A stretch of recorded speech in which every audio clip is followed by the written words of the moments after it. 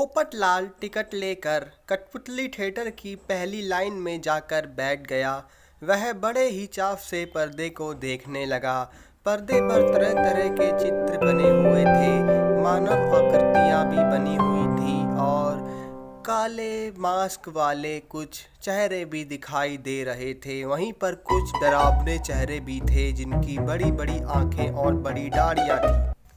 वहीं पर सूरज भैया भी चमचमा रहे थे। 3 बार घंटी घनघनाई और पर्दा उठ गया। छोटे से रंगमंच पर दोनों तरफ पेड़ खड़े थे। वहीं पर पेड़ों के बीच में चंदा मामा भी टिमटिमा रहे थे। पेड़ों के नीचे एक नदी भी बह रही थी। नदी में 2 हंस तैर रहे थे। वहीं पर पेड़ के पास एक आदमी भी खड़ा था। उसने रंग बिरंगे कपड़े पहन रखे थे।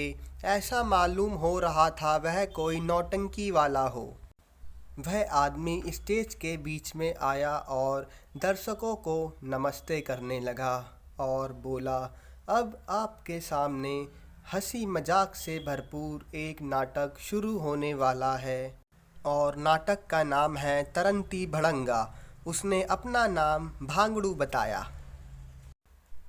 दर्शक भी बड़े ध्यान से उसकी बातों को सुन रहे थे। वह बोला, छड़ी से किसी की खबर ली जाएगी, गर्दन पे चप्टे लगाई जाएंगी और आनंद आने वाला है। तभी पेड़ की तरफ से एक आदमी कूदकर सामने आया। उसने दर्शकों को नमस्कार किया और बोला, नमस्ते, मेरा नाम तूत मलंगा है। मैं शिलाजीत का छोटा भाई हूँ।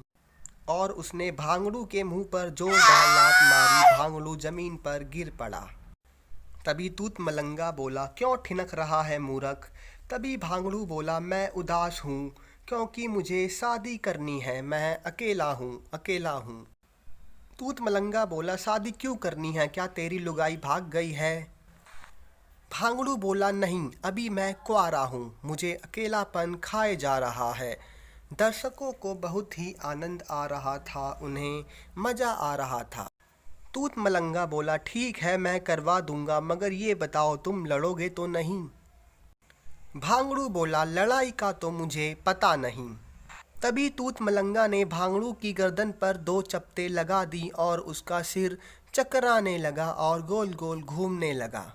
नाटक चल ही रहा था। तभी तूत मलंगा की नज़र पोपटलाल पर पड़ी। उसने फ़ोन कर कर कठपुतलियों को बता दिया।